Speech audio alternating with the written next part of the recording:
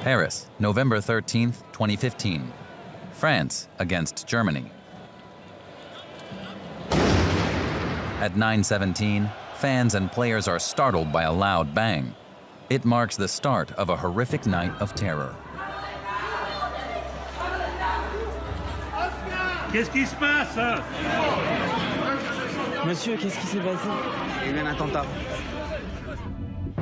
The police battle against several terrorist groups at once, groups that are coordinating and synchronizing their attacks.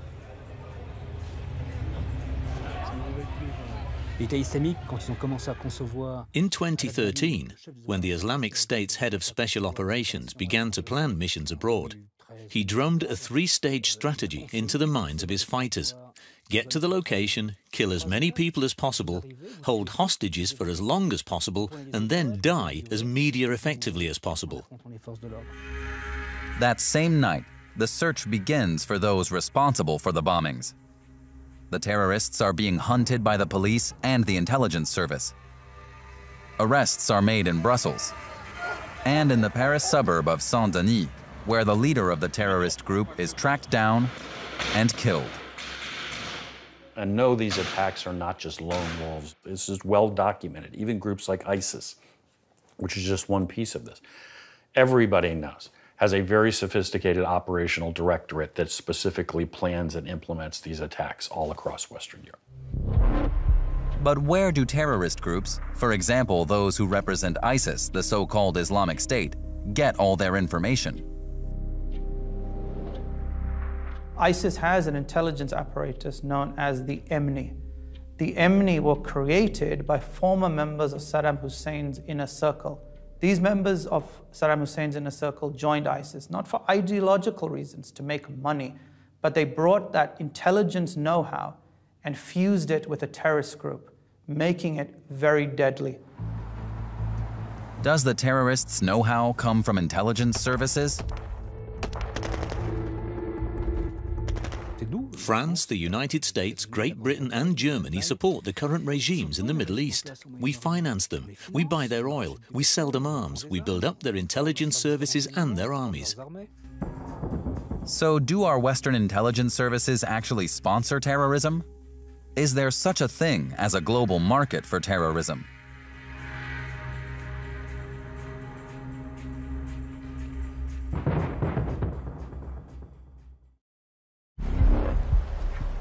On an October morning in 2015, a boat full of refugees from Turkey arrives at the Greek island of Leros. Among the refugees are two men who will later blow themselves up at the sports stadium in Paris, and another two terrorists. For 20 years, Claude Moniquet ran operatives for the French intelligence service. He is a leading expert on counter-terrorism. There should have been 4 terrorist groups in Paris, but there were in fact only 3. 2 terrorists who are also supposed to take part in the attacks in Paris were missing. As they tried to enter Europe, they were arrested for carrying forged passports. One of the men is Mohamed Ousmane. This photograph was taken by officers with the border control agency Frontex. Claiming to be a refugee, Ousmane had aroused suspicion when he told Frontex officials he was Syrian, yet could only speak a smattering of Arabic. He couldn't describe what his alleged birthplace of Aleppo looked like. Despite this, in late October, European counter-terrorism authorities allow Ousmane and another suspect to enter the EU. Both are ISIS terrorists. Apparently, they're to be kept under surveillance as they make their way through Europe. The two terrorists head north through the Balkans, guided via mobile phone by a handler in Syria. Along their way, they're provided with information, money, and a succession of new phones. This later becomes known from the chat histories on their phones. Ousmane, who was originally assigned to be part of the Paris attacks, failed to get there. The day after the Paris attacks, Ousmane and his companion are arrested in a refugee accommodation center near Salzburg and held in the local prison. Security analyst Sajan Gohel has studied the Ousmane case.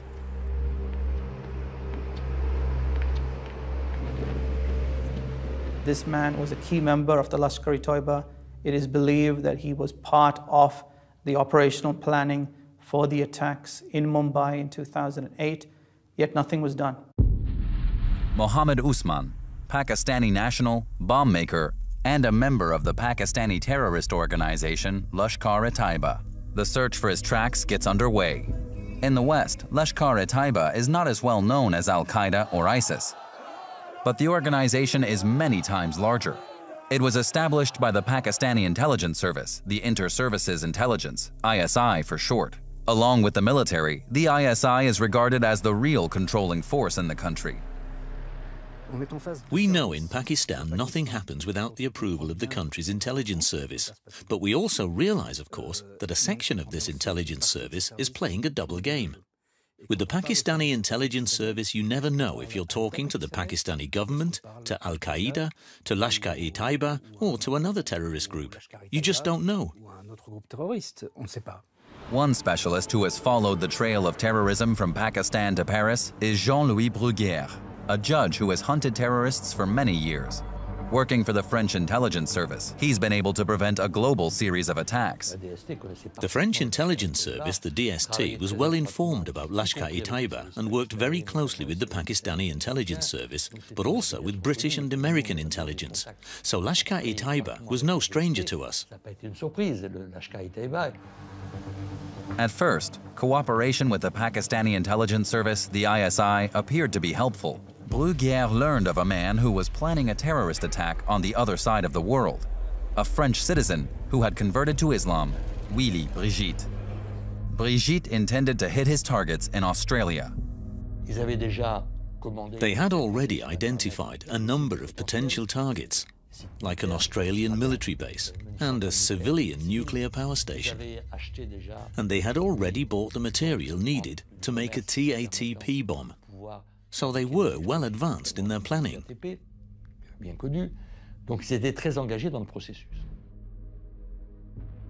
The terrorist cell had been exposed and a serious attack prevented. Now Bruguière made every effort to discover who was behind the terrorists' plan. Once again, the trail led to Pakistan, and yet again to Lashkar-e-Taiba. The leader of the terrorist militia, Hafiz Saeed, pictured here, is one of the most wanted terrorists worldwide. Originally, Lashkar-e-Taiba's attacks were focused on its archenemy, India, and the disputed border region of Kashmir. Thousands of bloody attacks in Kashmir have been attributed to Lashkar-e-Taiba. For decades, the terrorist organization's activities have been supported by the Pakistani Army and the Pakistani Intelligence Service, the ISI. Pervez Musharraf, seen here visiting troops in the Kashmir border region in 2001, was chief of staff of the army and later became the country's president. The man who was at the helm in Pakistan for so long now lives in exile. He still stands by Lashkar-e-Taiba. So how are we calling them terrorists? Why are you pushing them to the wall? Now you, America, should decide whether to solve the Kashmir dispute or carry on siding India and call them terrorists, which is very unfair. It's a very unfair thing. Under President Pervez Musharraf, the Pakistani state and its intelligence service intensified cooperation with terrorist organizations like Lashkar-e-Taiba. Well, Lashkar-e-Taiba is supposed to mean in translation, Army of the Pure. Its original purpose was to fight the insurgency in Indian-administered Kashmir, but its ideology makes it more transnational. The terrorist plans of Willy Brigitte underline these ambitions in frightening fashion. Bruguière exposed an entire network of sleeper cells, preventing attacks in Great Britain and in Virginia in the United States. But who was behind them? Sajid Mir, the man behind all three terrorist plans.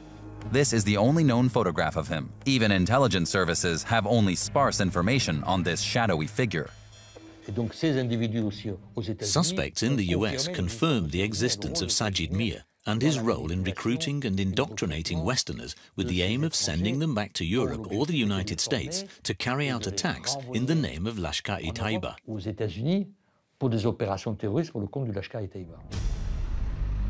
Bruguière pressed charges against Willy Brigitte and, in absentia, against his mentor, Sajid Mir.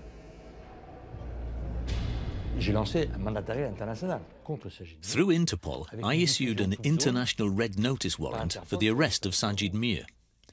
This meant that all 194 member countries of Interpol were instructed to detain him at once. The FBI put Sajid Mir on its most wanted list. But in Pakistan, there was no reaction whatsoever. Sajid Mir's trail also led to a terrorist who, under his control, developed a strategy of terror which extended as far as the streets of Paris. His name, David Coleman Headley. This guy is very different from the other guy that I've looked at because this guy really, really enjoyed being a terrorist. And there's very few people like that. You know, most soldiers, they're soldiers, and that's what they have to do. Headley, no. Headley was born to be a terrorist. Doctor and psychiatrist Mark Sageman grew up in France and made a career in America with the CIA. Today, he travels around the world assessing alleged terrorists. He has interrogated more suspects than anyone else. Headley was basically the son of a Pakistani media star and a blue-blood woman, an aristocrat almost, from Philadelphia.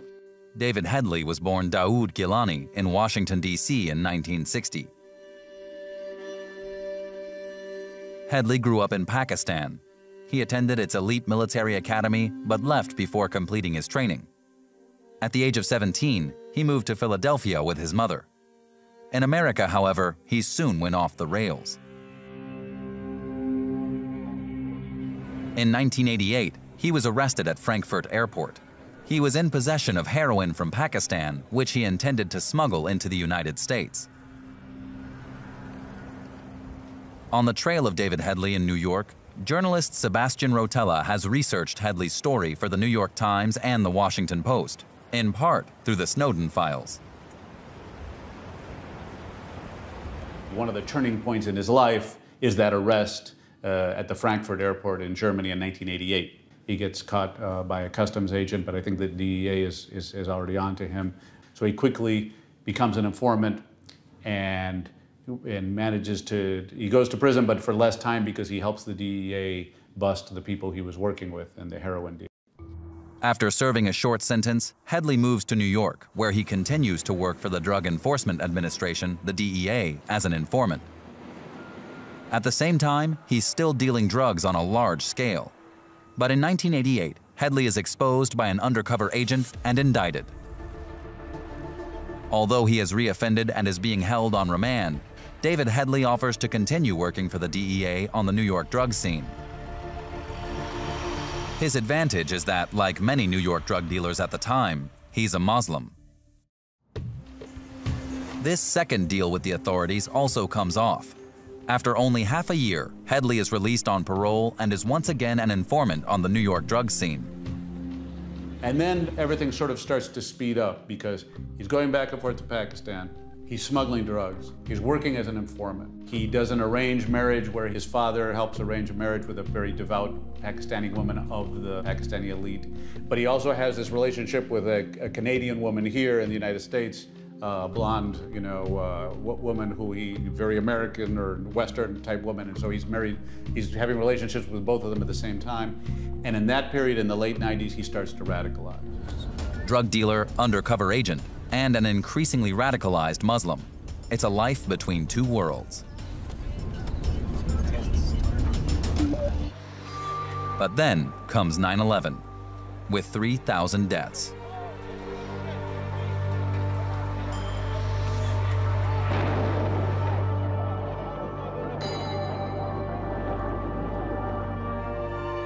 With New York in a panic for weeks, investigators suddenly began to focus on Headley.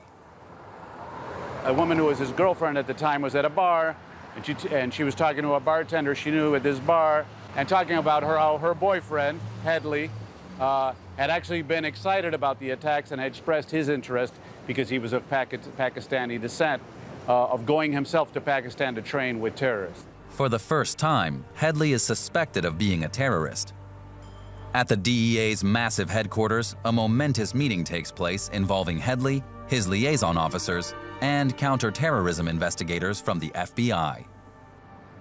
So you can imagine the message that was sent to the investigators. Yes, you have a tip that this guy is involved in terrorism, but he's our guy, and he's so much our guy that we're making him available to you in our headquarters. The U.S. narcotics officers protect their informant. In doing so, they prevent further investigation by the FBI. They even offer him to the FBI and the CIA as an informant in the fight against terrorism. Le 11 septembre, tous les services. After September the 11th, the world's intelligence services, especially those in the United States, had only one interest: counterterrorism. And they were particularly focused on the link between the financing of terrorism and the drugs trade. The U.S. intelligence services hadn't been able to prevent 9/11, but now, at all costs, they wanted to hunt down those responsible for the attacks. Mike Hayden is supremely qualified for this position. In the war against terrorism, President Bush placed his most experienced man at the head of the country's most important intelligence service. Four-star General Michael Hayden, who had been director of the NSA for many years, was put in charge of the CIA. But after 9/11, we did a lot of harsh things. And honest people can disagree with some of the things we did, and we can have that discussion. But, you know, all of us kind of resolved to do everything within our power and within law to make sure it never happened again. Following the attacks on New York, it soon became clear who was responsible: Osama bin Laden and his al-Qaeda terrorist network. The United States and her allies go to war against the terrorists in Afghanistan. The Western Alliance's most important partner is neighboring Pakistan, which becomes a supply hub. Pakistan was an ally, but it was the ally from hell. All right? It was a very, very difficult ally. When I went there and tried to get the Pakistanis to do something against al-Qaeda, we were just coming from completely different places. Officially the West's partner, in reality, Pakistan was supporting Islamic terrorist groups through its ISI intelligence service. German and French forces are also deployed in Afghanistan with a NATO mandate. Officially, Pakistan is their ally, but behind the scenes, it is also their adversary. The German intelligence service, the BND, is well networked in the region. Despite this, deploying troops in the Hindu Kush is a challenge. Who is a friend and who is an enemy? From 2011 to 2016, Gerhard Schindler was president of the BND. Naturally, it was the task of the German intelligence service to clarify interests in the region, but also to determine where the Taliban and al-Qaeda were getting their support. Where were their resources, their fighters and their material coming from? Pakistan is playing a murderous double game. Terrorists from all over the world continue to use the country as a safe haven.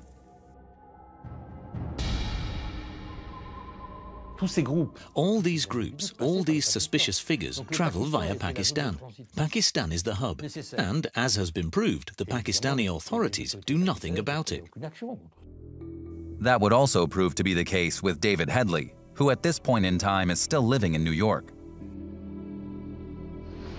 Headley still has 2.5 years of a suspended sentence hanging over him, but the U.S. government makes him an offer. His lawyer is Howard Leader. The sense I had was that this went beyond DEA. That it was likely to be also CIA and/or FBI involvement. The judge spoke. She said she'd received a submission from the government. She was willing to terminate his supervised release early. And she acknowledged that what he was about to embark upon was highly dangerous, and she wished him well. In this heated situation, the U.S. government sends David Headley to Pakistan. His mission is to gather information on terrorist organizations. Here in Lahore, he makes contact with the Lashkar-e-Taiba terrorist group. If you're looking for sources inside a terrorist organization, you are by definition largely looking for bad people. If you're a squeaky clean guy who never goes near any dangerous people, then you're useless to me as a source. As an agent and intelligence service officer, for many years Sam Faddis carried out and even headed foreign operations for the CIA. You are clearly going to have a problem when it then comes to what we would call vetting your source. And I am all the time going to be trying to figure out, you're really with me, you're not with me, you're still with me, you're telling me the truth, you're telling me some of the truth. You're trying to get me killed, are you helping me? And that may change from week to week. Just how cautious were the intelligence services with regard to their man in Pakistan? Headley's links with Lashkar-e-Taiba are getting closer, and he's given a contact. His name is Sajid Mir. Sajid Mir, in particular, at this point, is this young rising star in Lashkar-e-Taiba who's in charge of a lot of the international operations. Anyone who has a connection to the West, Americans, French, Australians, who has a profile that they can use in the West is of interest, and Headley becomes one of those people who is recruited by Sajid Mir. In Lashkar-e-Taiba's camps, recruits are trained and indoctrinated, and terrorist attacks planned. Headley passes through 5 of these camps. Supported by the ISI, the terrorist organization Lashkar-e-Taiba is a monster that has gotten out of control. These scenes were filmed outside its headquarters in Lahore. By now, Headley is perfectly networked with terrorists. He and his Pakistani wife have started a family and lead a widely traditional Islamic life. Headley is an individualist, and even within Lashkar-e-Taiba, he was never completely part of it. In a sense, they always kind of kept him a little bit separate because they realized he was too much of an individualist. But he was perfect to do missions where you needed just one person, and a person that had its own initiative. Early in 2006, Headley travels to the Khyber Pass district in Pakistan's border region with Afghanistan. He intends to smuggle arms, but is detained by ISI officials at a checkpoint. After several hours, he's told that he will not be permitted to continue his journey. But Headley's efforts have brought him to the attention of the ISI. In January of 2006, Headley gets a call from this guy, Major Iqbal, who recruits him, says, you're going to work for Pakistani intelligence, the ISI. Not even Interpol or the FBI has a photograph of the sinister ISI agent, Major Iqbal, who is being sought worldwide. Sajid Mir is his handler for Lashkar, and Major Iqbal is his handler for the ISI. They are sending him to Mumbai to start to do reconnaissance. With this American passport, David Coleman Headley travels to India, even though relations between Pakistan and India are hostile. In Mumbai, Headley opens an office as an immigration consultant, has visiting cards printed, and passes himself off either as a diplomat or a businessman. Headley starts to scout out terrorist targets in Mumbai, like the Oberoi Trident Hotel, which is popular with business travelers, the main railway station, which handles up to 4 million passengers a day, the Nariman House, a Jewish-American center with a hostel, the Leopold Cafe, and the luxurious Taj Mahal Palace Hotel. What Headley created for them was on a par with what the CIA would create for a similar operation, which is not me saying that the CIA will go carry out terrorist attacks.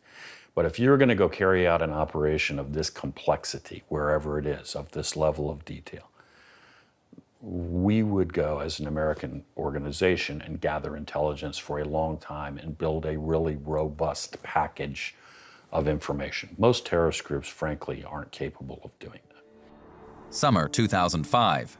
From time to time, Headley is back in New York, living with his Canadian wife. His wife in New York is very angry at him because she's discovered that he has this other family in Pakistan. So she calls and phones a tip line and gives a tip to the FBI that goes to the Joint Terrorism Task Force that her husband is involved with Lashkar-e-Taiba and goes to training camps in Pakistan and sort of sets out the basics. At some point, they call his DEA handler, who's someone who's still in touch with occasionally, and the DEA handler vouches for him. He says, as far as I know, You know, he's not someone who would attack the United States, nor is he a terrorist. The tips from Headley's Canadian wife are not pursued any further. He's able to continue his activities unimpeded.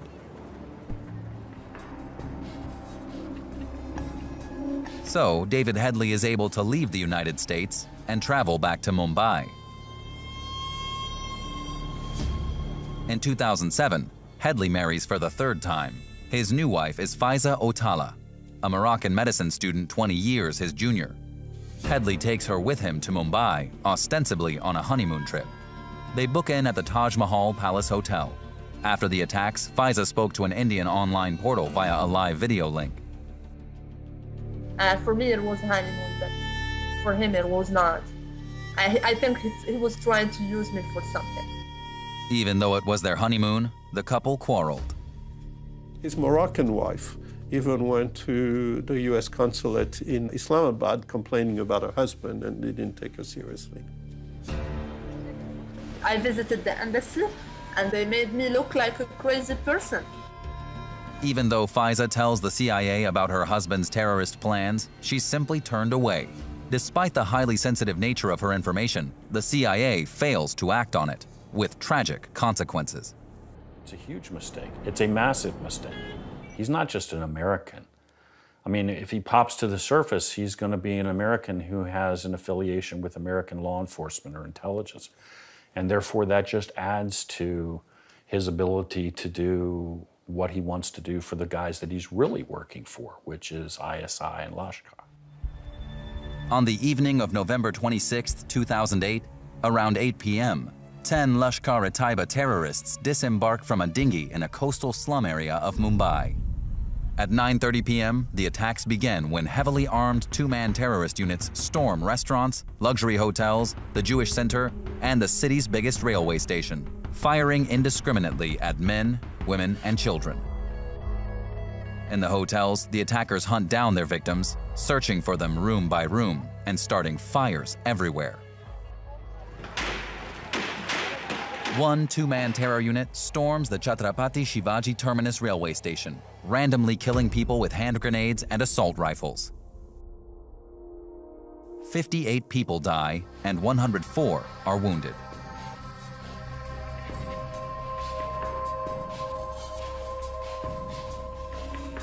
The two terrorists then roam the city, firing at civilians and police officers. It's not until hours later that the attackers are trapped at a roadblock. One of the terrorists dies in a hail of police bullets. The other is wounded and taken to hospital. Interrogated that same night, the police learn that he's a 21-year-old Pakistani by the name of Ajmal Kasab. Kasab tells his Indian interrogators everything, that the series of attacks was controlled directly from Pakistan, live via mobile phone from a command center in Karachi.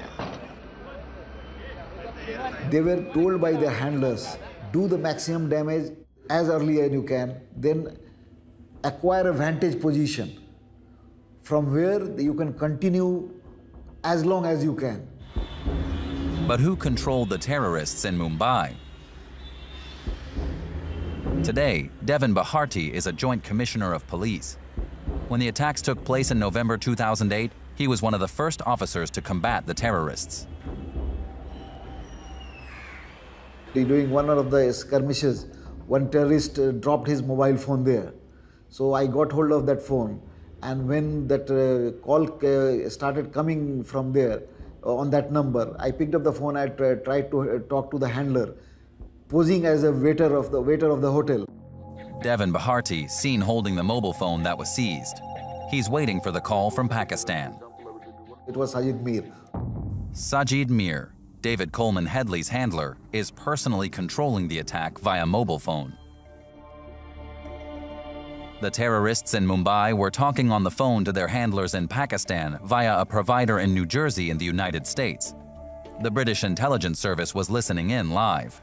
The British, it is said, even had access to Sajid Mir's laptop in the command center in Karachi.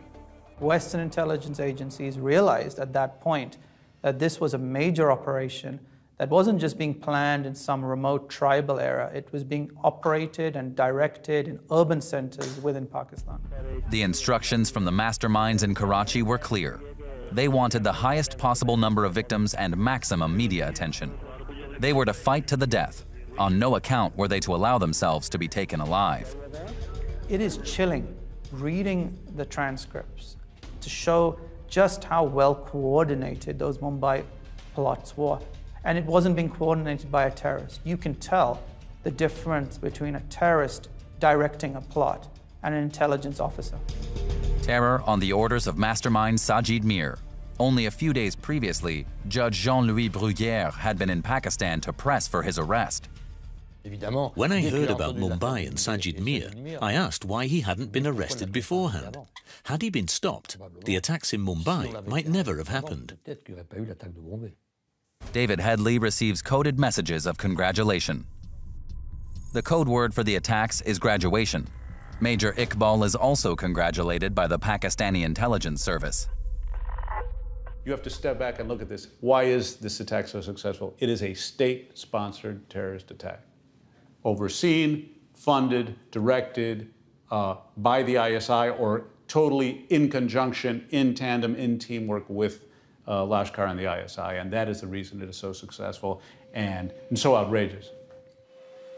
The terrorist attacks in Mumbai were financed and controlled by the ISI, even though the Pakistani intelligence service was a partner and ally of the West. The series of attacks in Mumbai have left deep scars, a trauma for the victims, families, and the whole country. And indeed, after the devastating attacks in Mumbai, Headley and the masterminds behind him set their sights on Europe. They want revenge for the publication of caricatures of the Prophet Muhammad. Headley meets with Ilyas Kashmiri, who at this point is one of the most dangerous terrorists in Pakistan, if not the world. So he very seamlessly, the plot transfers to Al-Qaeda. Amongst other things, Ilyas Kashmiri is also responsible for a failed bomb attack in New York. He is on the CIA's most wanted list. Headley is very excited about it, but he also knows he's moving into a much more dangerous and difficult world, which is doing an attack on the West and doing it for Al-Qaeda. And sure enough, that will be his downfall. His new target is the Danish capital, Copenhagen. Headley makes several trips there. He films and takes photographs of the main railway station, the D'Angleterre luxury hotel, the main synagogue, and the editorial building of the Jyllands-Posten newspaper, which published the caricatures of the Prophet Muhammad. This photograph was found on Headley's mobile. What they envision is an attack, Mumbai style, that they will get gunmen who will storm this newspaper building in the heart of Copenhagen, take hostages, make sure that the media is there, decapitate the hostages, and throw the heads out the windows. And it will happen in the most peaceful, unimaginable place possible, which is Copenhagen, Denmark. In Headley's records, the plans for the attack, codenamed the Mickey Mouse Project, are documented in great detail. The Danish plot, Headley was going to do it himself. He was going to kill the people in the newspaper himself. David Headley travels to Britain. Ilyas Kashmiri has provided him with contacts to a sleeper cell within the Al-Qaeda terrorist network. What Headley doesn't know is that since 2009, the cell has been under surveillance by the British Secret Service. MI6 picks up Headley's trail and liaises with the Americans. He's now in the crosshairs of the US authorities. At a crisis meeting in the White House in October 2009, the director of the CIA pushes the president to take action. Principals in Washington, D.C., including the president, were briefed on what information was gathered during this investigation, whether or not to arrest Headley or to continue to surveil him. Agents in Chicago prepare to arrest Headley before he can return to Europe to plan an attack. The FBI agents approached him at the airport, brought him to the FBI headquarters in Chicago, and sat in a room with Mr. Headley and started talking with him. As they take him into the interrogation room, they have his former DEA handler standing where he can see him. They don't talk, but he sees him. And the message there is, it's time to do what you've done in the past. Change sides, get with the program, become an informant. At FBI headquarters, Headley immediately offers to betray his accomplices. He wants a deal. Headley makes the FBI a spectacular offer. He's prepared to help them capture Sajid Mir. You know, I've studied thousands of terrorists. He's the only one that I can think of. So you can see that it's very unusual for a terrorist group to have a psychopath, a sociopath. Because you have to have this feeling of groups. You sacrifice for the group. You do things for the group. A psychopath, sociopath cannot do that. You know, it's all about me. What did the American intelligence services know about their agent David Headley? How long had he actually been working for them? And what was his brief? When did they learn of his role as an ISI double agent? As part of the US government's deal with him, David Headley's links with the US intelligence services are kept secret. And what motivated the US authorities, in spite of everything, to strike a deal with David Headley once again? Public Prosecutor Daniel Collins. There are certain things that law enforcement and the government does in order to investigate this type of activity, some of which needs to be classified, some of which needs to be kept from the public's eye. And so you want to keep those things guarded. The world will probably never learn the whole truth. As always in David Headley's life as an agent, a deal is struck. For the terrorist attacks in Mumbai, which cost 166 lives, and for planning further attacks in Copenhagen, Headley is sentenced to 35 years in prison, a sentence he is still serving. But he has avoided the death penalty and extradition to India or Denmark. In return, Headley had to swear to remain silent about his activities as an agent, and his file is sealed. David Headley, agent, double agent, terrorist. Today, it is said Lashkar-e-Taiba, the terrorist organization behind the horrific attacks in Mumbai, is stronger than ever. The former ruler of Pakistan, General Pervez Musharraf, refuses to accept criticism, especially any directed at Lashkar-e-Taiba. So how do you call them terrorists? I call them mujahideen. It is this organization of Lashkar-e-Taiba. They are the best NGOs in the world. Politicians and heads of state from all over the world are pictured here with their partner, Pervez Musharraf, including the then French president, Nicolas Sarkozy, even though Musharraf is one of the main supporters of the very organizations that are bringing terrorism to Europe. Richard Kemp is a former intelligence service advisor to the British cabinet. There's no question that the ISI is interested in energizing and maintaining the terrorist conflict against the West.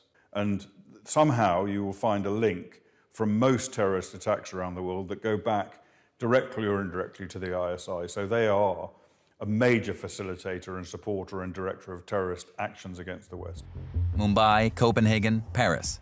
The trail always leads to Pakistan.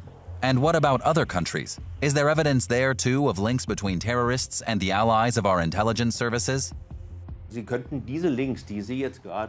quite certain that these links which you mention in relation to Pakistan can also be traced back to Saudi Arabia and also to North Africa. And when you see that one North African country, Tunisia, currently produces the greatest number of terrorists, something that you would never imagine, it's clear that there are links, especially within the Arab world. These links simply exist. So I would not be inclined to focus on one particular country. Since 2014, Europe has been shaken by a wave of terrorist attacks that were modeled on the attacks in Mumbai. The trail leads to masterminds in Arab and North African countries, which are actually our partners in the fight against terrorism and in dealing with the refugee crisis. In the case of Anis Amri, who carried out the terrorist attack in Berlin in 2016, the trail leads to an ISIS handler with links to the Libyan intelligence service. He's said to have persuaded Amri to carry out the attack and then helped him get away. I'm not at all surprised that Anis Amri had a contact with an operator from Libya. Because if you look at the nature of his attack, He targets the Berlin market and then he disappears. وعلى جهاد عدو الله ما استطعت إلى ذلك سبيلا والله على ما أقول شهيد. How he travels is also fascinating. From Germany into the Netherlands, Belgium, France, Italy. Did he plan that himself? I never believed it. The information that suggests that he had a handler who was guiding him now makes sense. Officially, most attacks are attributed to terrorists acting alone. But in reality, masterminds with links to the intelligence services of our partners are often behind them. We've evolved in terms of dealing with who is organizing terrorist attacks. It's not just necessarily individuals that have become radicalized. There are people that have an intelligence background that may have been involved in the state machinery, be it in Iraq or Pakistan or Libya, but have that intelligence background nevertheless, but their intention is now to plot and plan attacks. And they are more deadly and more effective to orchestrate chaos. Money against terrorism becomes money for terrorism. It's a very dirty business. Huge amounts of money are being paid by the United States, Great Britain, Germany, other European countries, the EU, into resourcing terrorist attacks against us. Take Pakistan, for example. Since 9/11, it has received more than $35 billion from the Western alliance, a deadly investment. The West very often wants simple solutions. They want simple answers. This is the problem, here's the money, please fix it. And that attitude can often be exploited by others who know the right things to say, but then do what they want afterwards. Can intelligence services be trusted for the values they purport? In this business, it seems, if a job is to be done, moral views have to take second place. So that's how it is. It's the nature of the business, because in the end, it's all about success. A look at our intelligence services and their cooperation with difficult partners in the war against terrorism shows that sometimes they themselves create the terrorism they are supposed to be fighting. We can only hope that politicians and the intelligence services do not repeat the mistakes of the past.